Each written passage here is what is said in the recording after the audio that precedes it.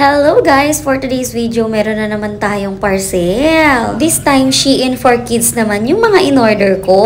Dahil dalawang event ang pupuntahan ng baby natin. Kaya naman umorder na talaga ako ng kanyang OOTD.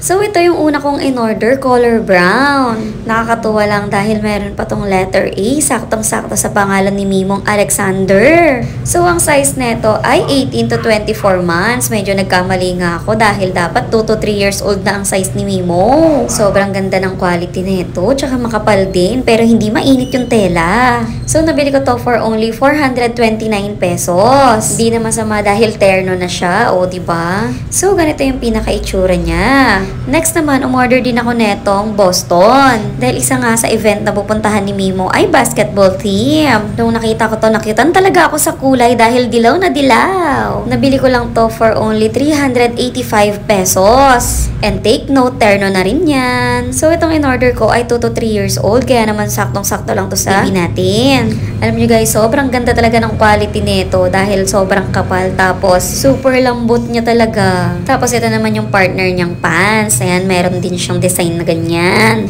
So, yan na lahat ang OOTD ng baby natin. Kaya abangan nyo na lang sa next vlog. Yun lang. Bye guys!